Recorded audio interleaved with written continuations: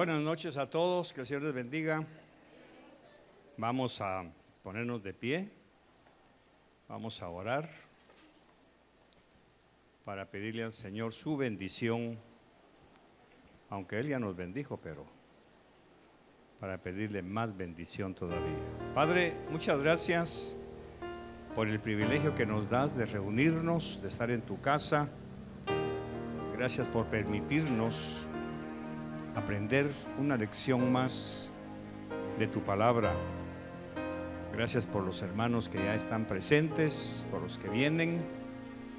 Gracias, Señor, porque vas a apresurar sus pasos para que puedan llegar sin novedad.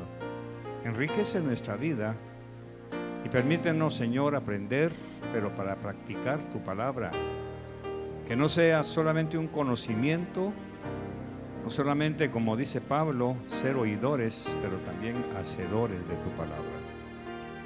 Que permitamos que tu palabra nos transforme, porque no queremos seguir iguales como estamos. Mejóranos, que el cincel de tu palabra vaya modelando nuestras vidas para ser ejemplos, para ser modelos, como tu palabra lo expresa y lo espera de nosotros. Muchas gracias por tu gracia, tu bondad y tu misericordia, en el nombre de Jesús. Amén y amén.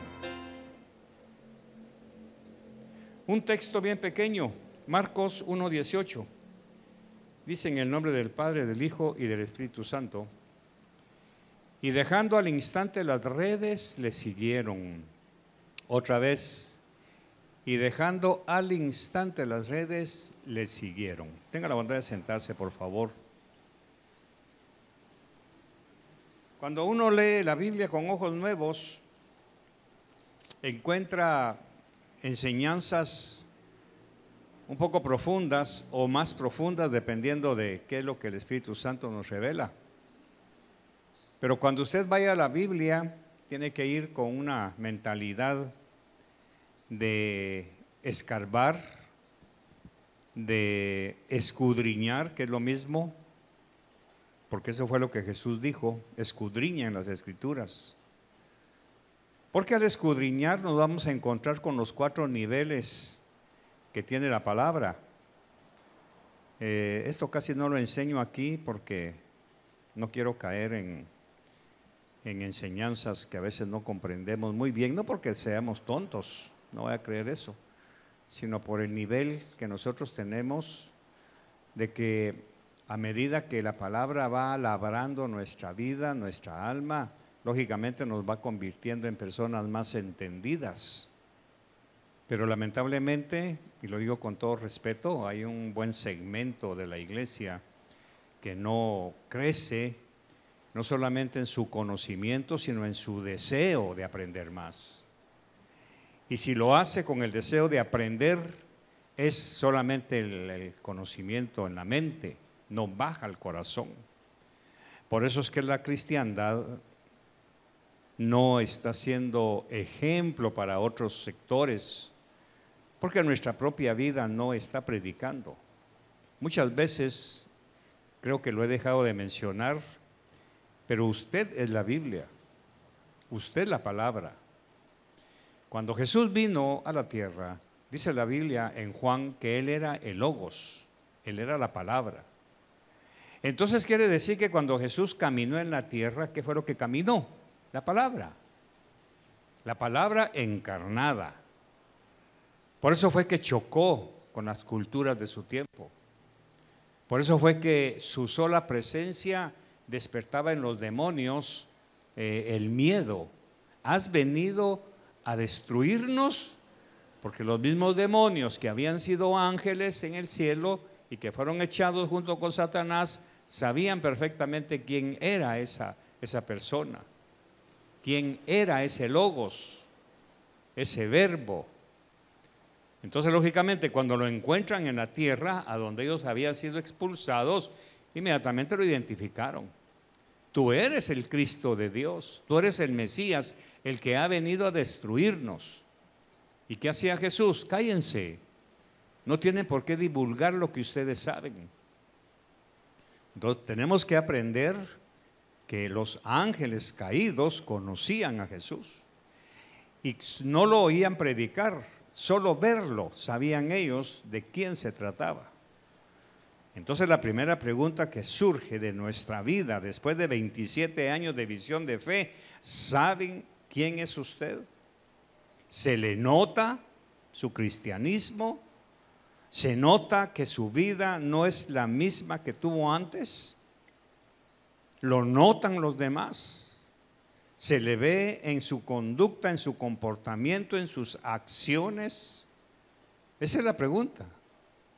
Por eso es que yo insisto siempre en que no hay mejor manera de saber eso que preguntarme a mí mismo.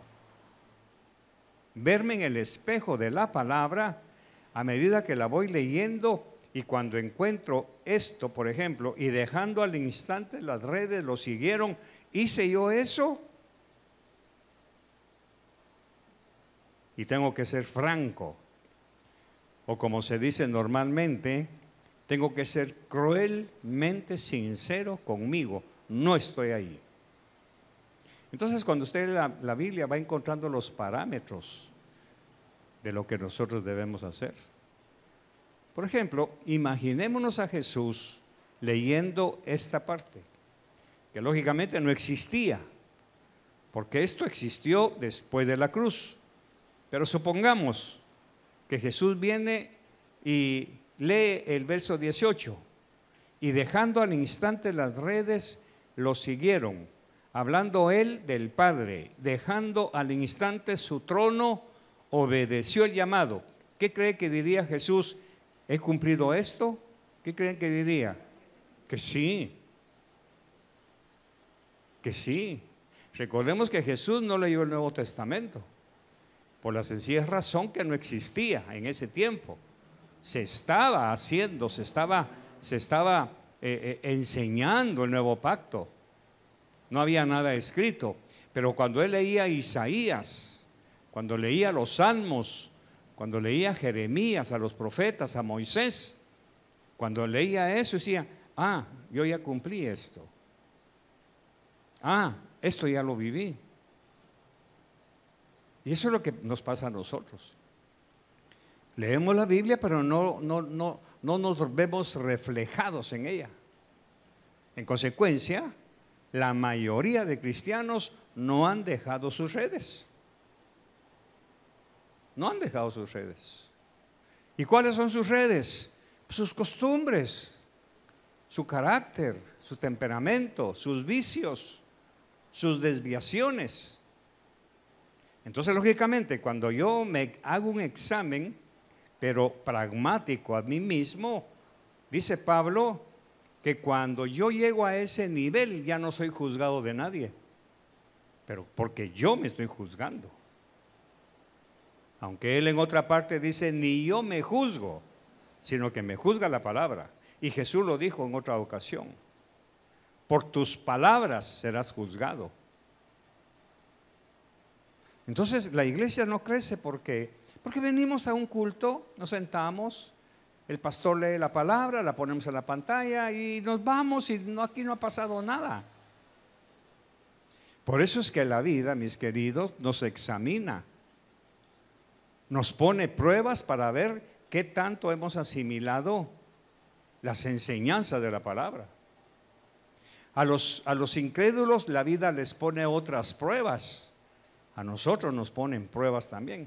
Por eso es que para mí es fácil explicar que cada servicio es una clase en la cual a usted le dejan deberes, pero no hacemos caso.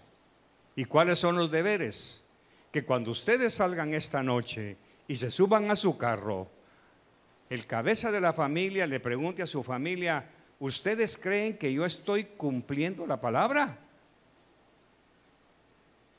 Pero ser cruelmente honesto. Por eso les digo, salgan de la iglesia, súbanse a su carro y pregúntenle a los demás: ¿creen ustedes que yo estoy viviendo la palabra? Para que me califiquen. Quizá para mí es fácil enseñarlo, porque en nuestros tiempos de Guatemala, una vez al mes sentábamos a los patojos, una vez al mes y nos sentábamos en la sala y yo les preguntaba, ¿he cometido algún error este mes que pasó? ¿Castigué a alguien indebidamente? ¿Hice algo que no les gustara? Y en ese momento tenían la libertad de levantar la mano y decir, sí, usted me castigó, yo no fui. Ah, mi hijo, te pido perdón. O usted me dijo que hiciera tal cosa, pero mi mami me dijo esto, yo no supe qué hacer. Ok, te pido perdón. O sea, era un autoexamen de la familia.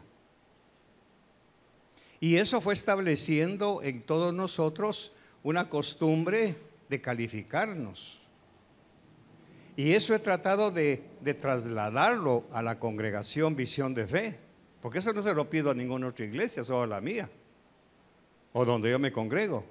Salgan al terminar el servicio y váyanse al carro y no pregunten qué vamos a almorzar. Pregunte, ¿estoy viviendo lo que el pastor predicó? ¿Estoy viviendo lo que la pastora enseñó? ¿Qué dicen ustedes? Pero con crueldad. No con insidia. Al decir crueldad me refiero francamente. Papá, no. Mami, no. ¿Y en qué no lo estoy viviendo? Pues fíjate que estoy esto y esto. O a los hijos, mijita, tú te arreglas para venir a la iglesia, pero en la casa te estás poniendo como mundana. Andas en short, andas en blusitas pequeñas. ¿Aló? Dejar las redes. Jesús es pragmático. No esperemos a un Jesús como lo pintan los cuadros, como lo pintan los idólatras, una carita tierna, hablando en español. En verdad os digo. No, Jesús es pragmático. Cuando Él pasó en la playa, estaban unos hombres trabajando, estaban pescando, era su industria, era su forma de vida. Y entonces dice la Biblia que ese día Él empezó a buscar a sus apóstoles, a sus ungidos, a los que iba a enviar posteriormente, y que los iba a llamar, a los que Dios le dijo que llamara, para que entraran a un entrenamiento exhaustivo de 3 años. En 3 años Jesús les enseñó la eternidad. Entonces, para aprender en 3 años tenía que ser un estudio de 24 horas. 24 horas. Porque no había, como hoy las universidades que se toman 4 o 6 años para una licenciatura, una maestría, un doctorado. No, era 3 años. Tenían ellos que aprender todo lo relativo al reino de Dios. Recordemos que en ese momento los pescadores y todos los que están oyendo a Jesús nunca habían escuchado las palabras que están escuchando ahora, porque todo se remontaba al antiguo pacto, a la Torá. Y la Torá no habla del reino de Dios, habla del reino de Israel. Y ahora viene el Señor y empieza a hablar del reino de Dios. Entonces todos arrugaban la nariz. ¿Qué es eso? Entonces dice que pasa por la playa, encuentra una familia y les dice, síganme y los haré pescadores de hombres. Para nosotros eso no tiene ninguna connotación, para ellos sí. Por eso es que el error más grande que cometemos los evangélicos es que hacemos a Jesús salvadoreño, lo hacemos chapín, que creemos que Jesús está hablando de forma salvadoreña, y no, Jesús está hablando para la cultura judía. Y si no entendemos la cultura judía, no vamos a entender nada de esto. Por lo consiguiente, Jesús es pragmático. Quizá por eso algunos se han enojado con nosotros y se han ido por las exigencias, entre comillas, que se les presentan, desafíos. Pero no somos nosotros los Berché. No es la iglesia Visión de Fe, es la palabra. El problema es que hay mucha gente dentro de la iglesia que quiere oír lo que quieren oír, no lo que deben oír. Por eso nuevamente la cristiandad de hoy, incluyendo nuestros hermanos que tengo aquí enfrente, muchos no están convertidos a Cristo. han sido simpatizantes. Les gusta, se sienten porque viven cerca o porque les queda bonito o por costumbre, muchas cosas, pero no por un deseo interno de cambio. Por eso es que Jesús es pragmático. ¿Qué significa? Va directo al hueso. Cuando habló del Mateo 5, las bienaventuranzas, no estaba hablando con discípulos, estaba hablando con la gente del pueblo. Recuerde que en el tiempo de Jesús habían 3 clases de oyentes.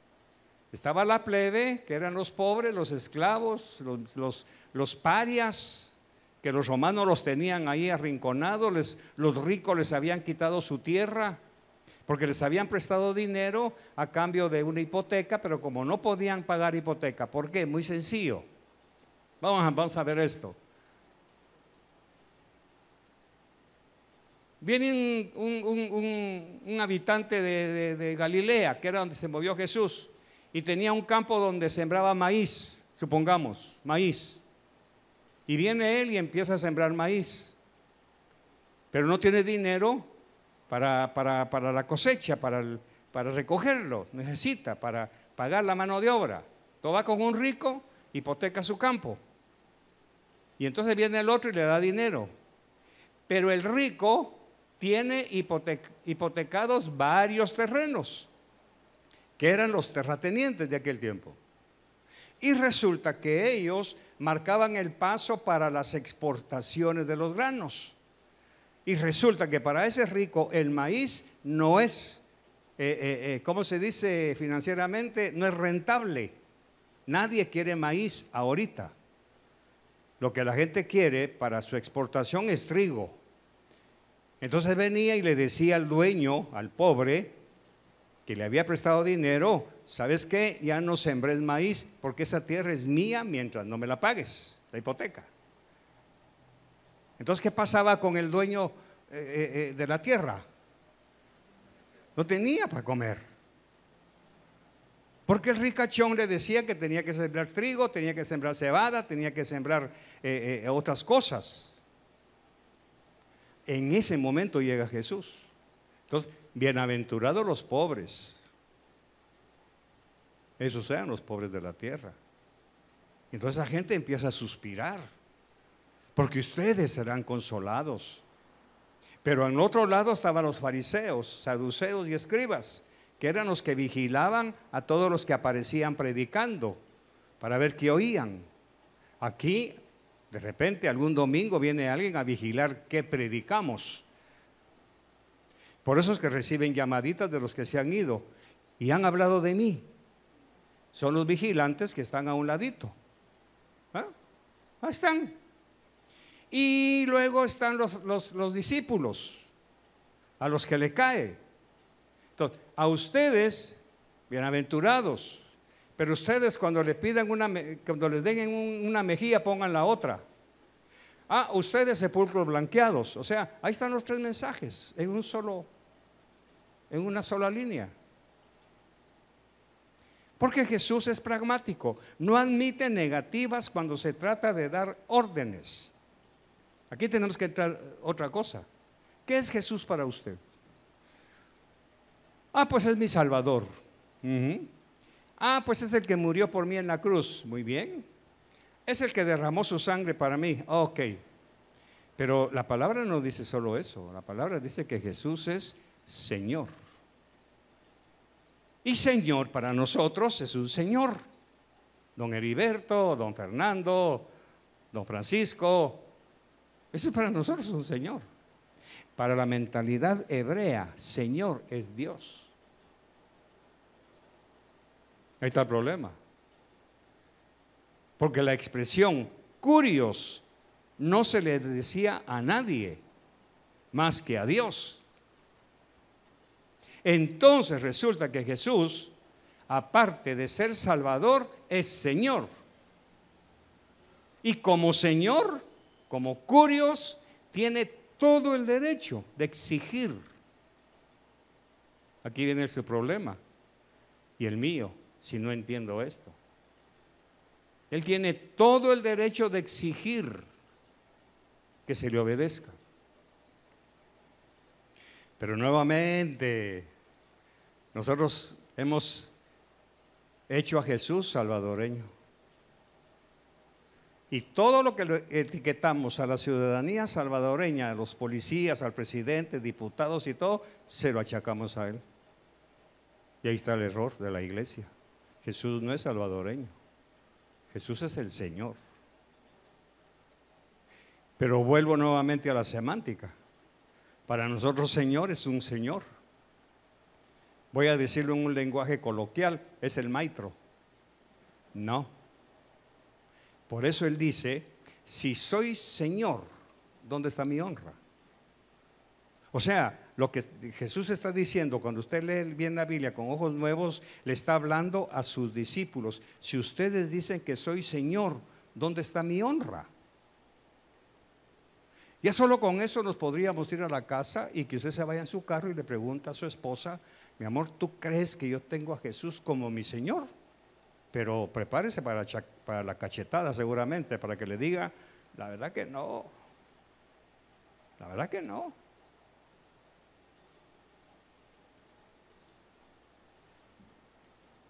Duro, ¿verdad? Entonces sus hijos están viendo que usted está adorando a un Jesús salvadoreño, que le hace caso en lo que a usted le conviene.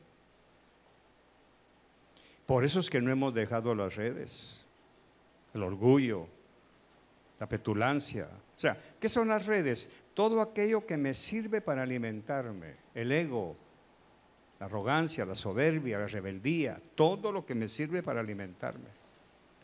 Entonces Jesús no admite negativas cuando se trata de dar órdenes, no pregunta ni pide opinión, no permite que haya contradicciones en aquellos a quienes ha llamado a ser sus seguidores. Síganme, verso 17, seguidme y yo haré que seáis pescadores de hombres. Así de sencillo. Y un poco más adelante, verso 19, y un poco más adelante vio a Jacobo, el hijo de Zebedeo, y a su hermano Juan, los cuales estaban también en la barca remendando las redes. Y al instante, en un abrir y cerrar de ojos, los llamó. Y ellos pensaron en que primero se iban a graduar. Ahí está su error, papá. Que sus hijos hay que esperar que se gradúen para que sirvan al Señor. Hay que esperar que saquen sus notas. Hay que esperar. Y aquí está la bofetada, al instante, dejando a su padre en la barca. Por eso he dicho varias veces, dentro de 5 años aquí ya no van a haber diáconos ni diaconisas por culpa de ustedes. Porque no están incentivando a sus hijos a servir al Señor cuando son niños. Que primero logren sus metas y después que sirvan a Dios. Rompiendo totalmente el mandamiento, instruye al niño en su camino. ¿Pero cuál es su camino? Camino de la palabra. Pero hemos confundido en su camino. A la edad que tiene su hijo, él puede decidir qué camino tomar. ¿Se puede levantar ahorita e irse a la calle? ¿Por qué no? Porque la Biblia dice que lo instruye en su camino. Es que no es el de él, es en el camino de Dios. ¿Se da cuenta? Por eso ustedes prefieren que su hijo o su hija sirva bien en el colegio, sirva bien en la escuela, sirva bien en el club, pero no en la iglesia. Ahora póngale 20 años. ¿Va a querer servir a Dios a los 20 años? No. Porque cuando fue niño o niña no se le instruyó. Usted puede opinar si es bueno o no seguir a Jesús, pero eso no cambia las cosas.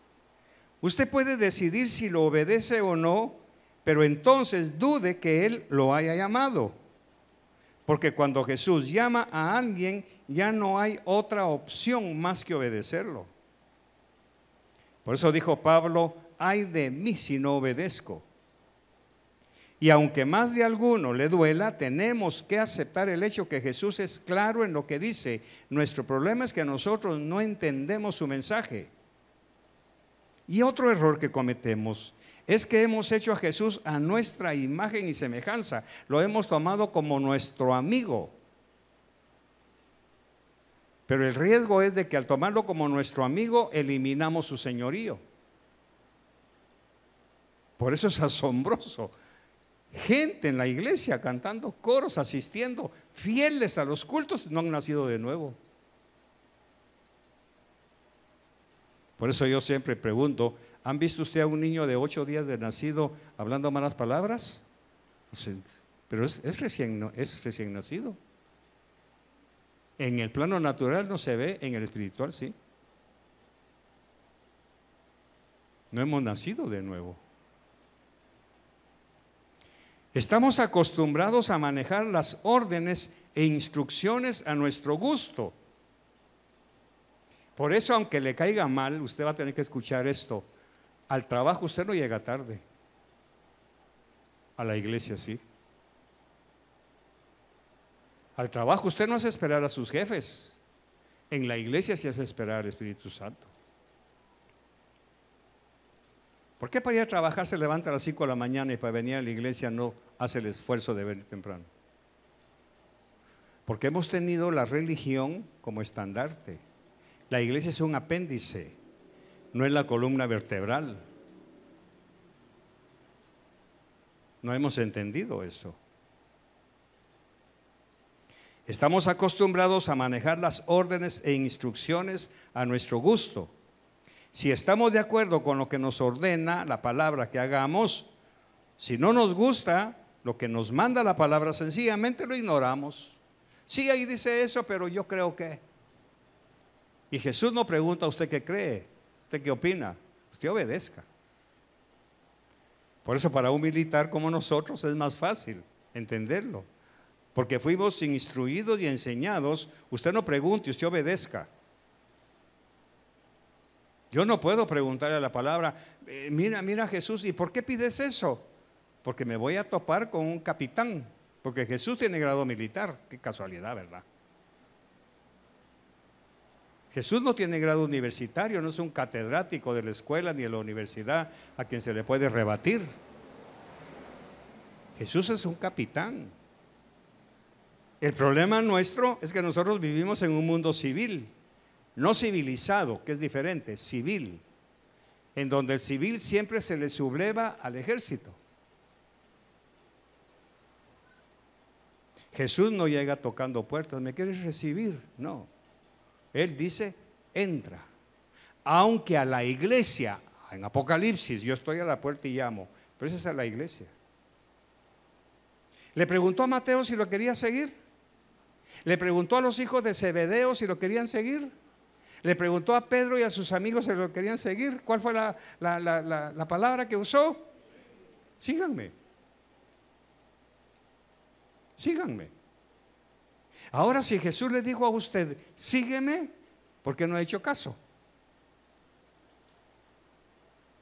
Entonces tiene que entrar pragmáticamente en una pregunta dolorosa: o Jesús no me ha llamado, y si no me ha llamado, ¿qué estoy haciendo aquí? Y si no me ha llamado, con razón no cambio. Con razón no cambio. Y entonces usted tiene que tomar una decisión: o se regresa al mundo donde ha vivido siempre hipócritamente, porque vive en el mundo fuera de la iglesia y aquí quiere parecer cristiano, o se va de un solo para allá, o se viene de un solo para acá. Pero tiene que dejar sus redes, familia, amigos, comodidad, costumbres, vicios.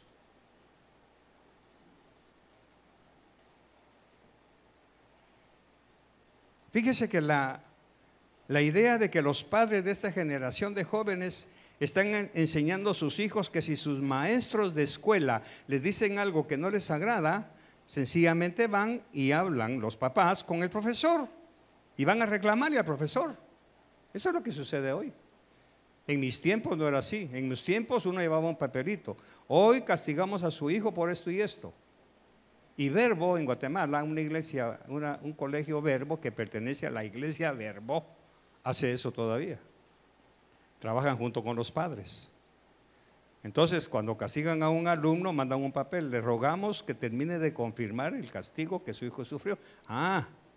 Porque si no, le van a preguntar al hijo, ¿te castigó tu papá? No. Llamen al papá. Se lleva a su niño, por favor.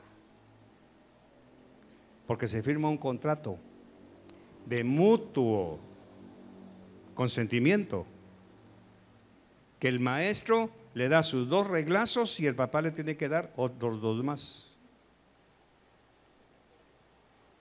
Eso fue lo que quisieron hacer con la escuela para padres. ¿Funcionó? No. Porque somos civiles.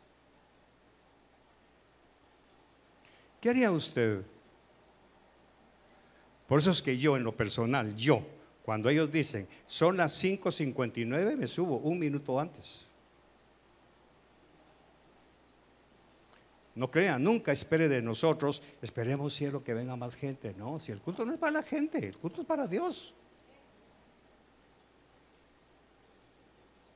Por eso me preocupo cuando me agarran carretera un accidente o algo así, porque voy a hacer esperar al pastor.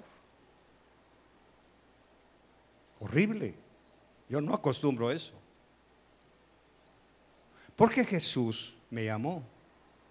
Estoy bien identificado con eso. Entonces, estos padres hablan con el profesor o el director del colegio y le ponen los puntos sobre las IES, alegando que están maltratando a sus hijos porque le quitaron el celular que usaba en clase, o porque le discriminaron por su forma de cortarse el cabello o pintárselo a la niña. Se les olvida que al principio de cada año se firma un compromiso de permitir que el colegio o la escuela tenga autoridad sobre sus estudiantes. Pero ¿qué sucede? Vienen a la iglesia y yo le hablo mal a su hijo y entonces le dice, a mí no me gusta que me hablen así. Y otros más abusivos me han confrontado. Hubo una señorita que se atrevió a decirme, pastor, ¿por qué siempre nos tira? Que ya no están aquí, gloria a Dios. Así, insolentemente, ¿por qué tanto nos tira? Y nunca mencioné su nombre. Yo prediqué. Pero la palabra le tocó tanto que pensó que era yo quien estaba tirando, era la palabra. ¿Y sabe usted que se comete sacrilegio cuando decimos eso?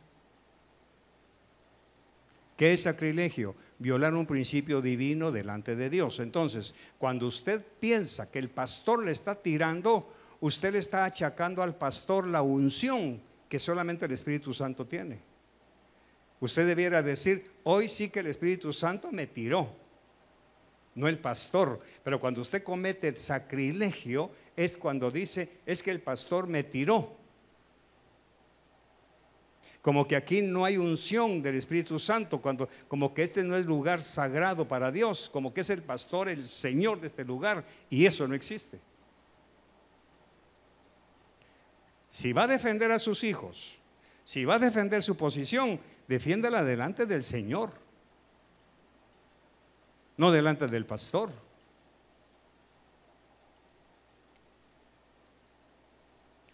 Hubo alguien que le dijo a mi esposa en alguna ocasión, espero que eso no lo mencione desde el púlpito, como decirle al Espíritu Santo, por favor, Señor, no, por favor, te prohíbo que hables de esto en mi púlpito. Mire la arrogancia. Claro, esa persona ya no está con nosotros. Quiero creer que por arrogante, porque quiso amordazar al Señor. ¿Cómo se atreve una oveja a decirle a su pastor, esto no lo voy a mencionar? Y si al Espíritu Santo se le ofrece decirlo públicamente, aunque sin nombre, pero para hablarle a usted. Pero nuevamente tenemos el esquema que somos salvadoreños y Jesús tiene que ser salvadoreño. Y no es así.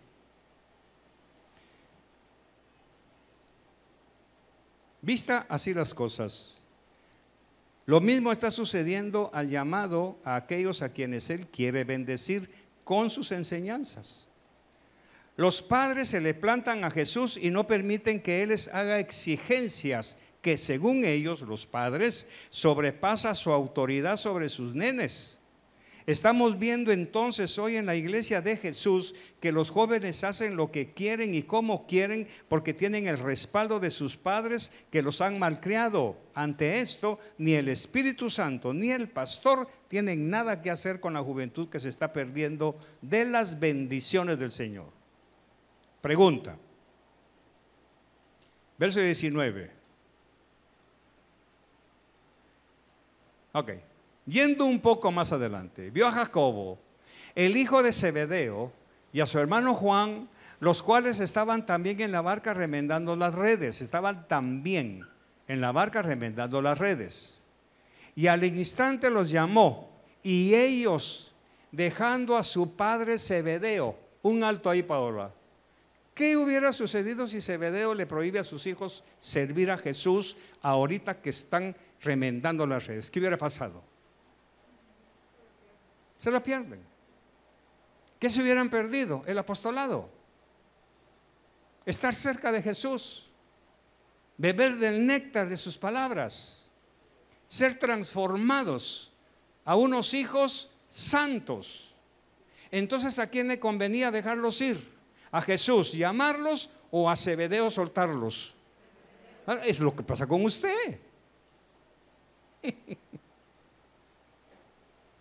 ¿Qué hubiera pasado si Pedro le dice a sus amigos de la cooperativa: muchachos, necesitamos pescar, ahí te seguimos después, Jesús? ¿Qué hubiera pasado con Pedro, Juan y los demás que estaban remendando sus redes también? ¿Qué hubiera pasado si condicionan eso? Nunca hubiera habido un Pedro. Nunca hubiera habido, vamos a ver, verso 16, por favor, Paola. Mientras caminaba junto al mar de Galilea, vio a Simón y a Andrés, hermano de Simón, echando una red en el mar porque eran pescadores. Y fue cuando les dijo: síganme. ¿Qué hubiera pasado si Simón Pedro le dice a su hermano: no nos podemos ir, Andrés, tenemos que seguir pescando? ¿Qué hubiera pasado? Ahora la pregunta: ¿por qué esos muchachos obedecieron a Jesús al instante? ¿Qué vieron? ¿Qué oyeron? ¿Qué sintieron? Muy sencillo, eran judíos y esperaban que apareciera el Mesías libertador de Israel. Sus hijos y usted no esperan nada a nadie. Usted no espera que Jesús venga esta noche, por ejemplo. Usted no espera que Jesús venga con bendiciones para usted. No. Porque hemos tomado a la iglesia como un apéndice, repito, como un accidente en nuestra vida. Porque hay que creer en algo. ¿Qué hubiera pasado si Simón y Andrés no siguen a Jesús? ¿Qué hubiera pasado si Zebedeo no deja ir a sus hijos? ¿Qué hubiera pasado? Piénselo. Es lo mismo que está pasando con ustedes. No prosperan, no levantan cabeza, tienen que arañar las bendiciones. Porque ustedes mismos no están obedeciendo el llamado de Dios.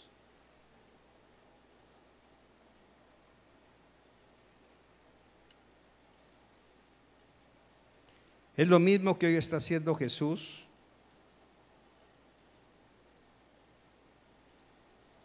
Con sus hijos, con ustedes. Jesús está pidiendo a sus hijos y a ustedes, los padres, que dejen sus redes, hombre, que dejen su comodidad, que dejen sus estructuras, que dejen sus redes virtuales, sus negocios por un momento. Mire cuánta gente ya no viene los jueves a recibir doctrina. Cuánta gente ya no viene los martes. ¿Por qué? Porque están remendando sus redes. Ahora, ¿querrán bendiciones? Sí. ¿Bajo esas condiciones? No. ¿Ve cómo la iglesia se ha vuelto tan hipócrita? La iglesia ha tomado el señorío en lugar de hacerlo a Jesús.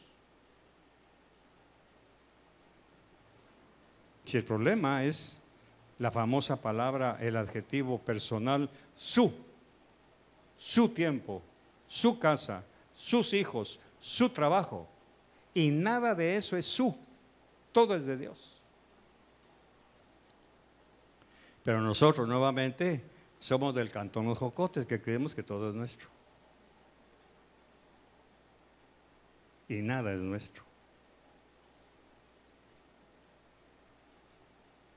Ese es el problema de la iglesia.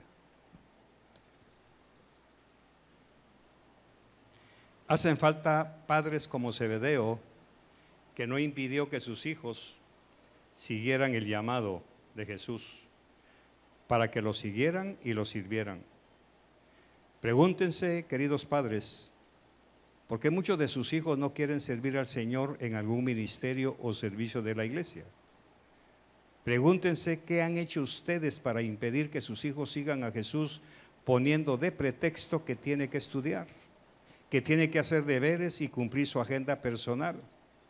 Pregúntese en qué han estado pensando ustedes para evitar que ustedes y sus hijos estén al servicio del mismo Dios, y luego respóndanse por qué, si sus hijos no sirven a Dios, tendrán que servir al diablo.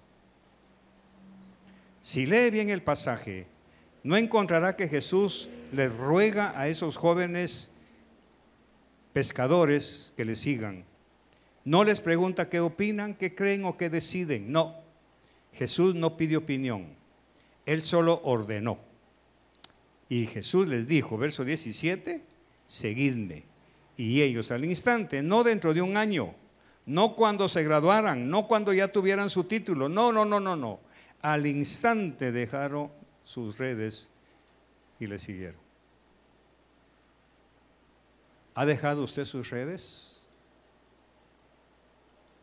Sus redes, su televisor, su comodidad, su cena, su descanso,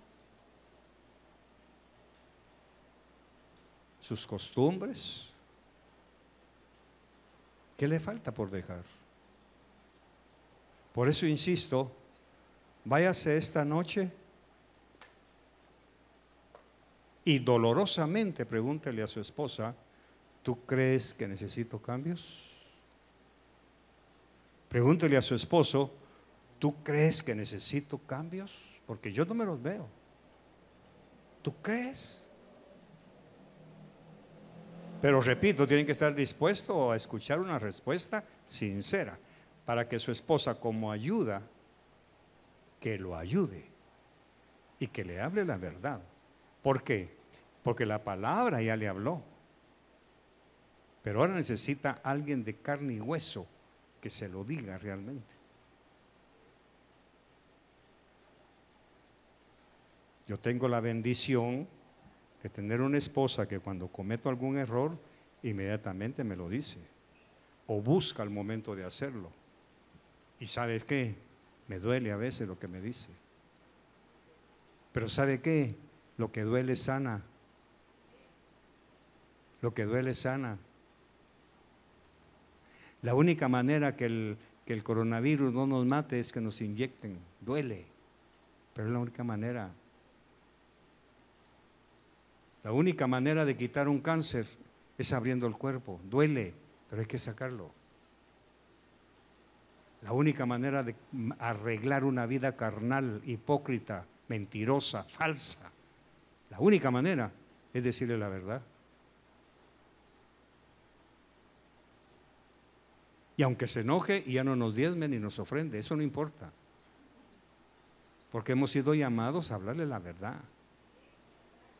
Porque está de por medio su salvación. Está de por medio su casa, su familia, sus hijos. Piense, algunos de sus hijos no quieren nada con Cristo por culpa suya. Porque usted los ha vuelto religiosos. Aquí estamos ante la misma presencia de Dios, en donde usted se convierte en el representante de Cristo, en donde usted, mi querido caballero, es el sacerdote del hogar. Y no basta con hacer una oracioncita a la hora de la comida. Sus hijos tienen que verlo a usted afligido porque viene tarde a la iglesia, para ir sembrando desde ya en él, en ese niño, esa niña, la idea de que la iglesia es prioridad uno. No como la iglesia en sí, por esto, por la palabra.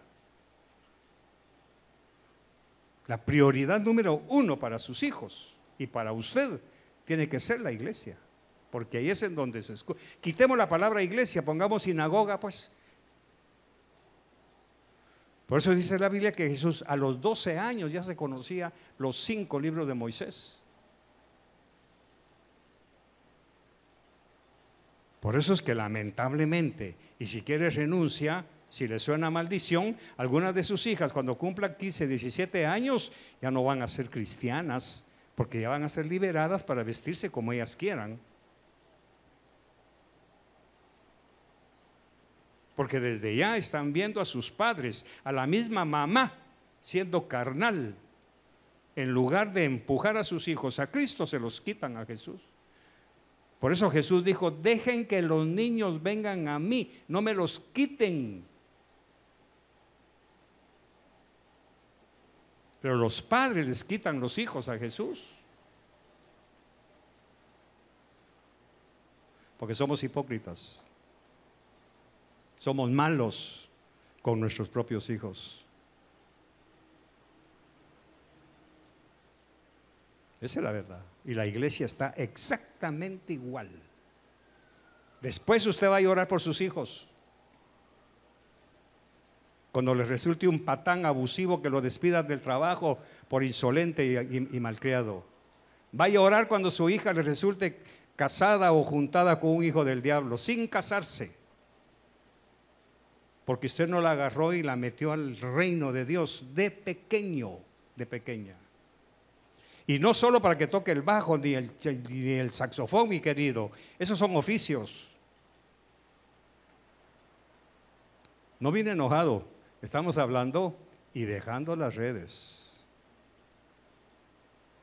Entonces termino. Siga remendando sus redes. No hay problema. Pero recuerda, dice Eclesiastés, que de todo lo que hagas te pedirán cuenta. Siga remendando sus redes rotas, sus finanzas rotas, su familia rota. Siga con sus redes rotas.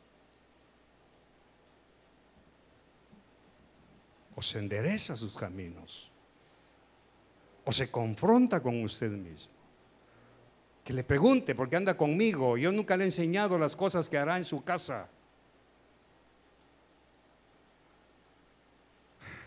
Los amo. Señor, muchas gracias por la ofrenda, te bendecimos. Gracias por permitirnos ser bendecidos con tu palabra. Gracias, Jesús, porque tú no nos pides permiso para hablarnos. Tú eres el Señor. Y si eres el Señor, tienes todo el derecho de exigirnos obediencia, de exigirnos pleitesía, honor, alabanza, una vida disciplinada para ti, Señor. Tienes todo el derecho. Así como tienes derecho de darnos la vida o quitarla, también tienes el derecho de enderezar nuestros pasos. Muchas gracias. En el nombre de Jesús, amén y amén.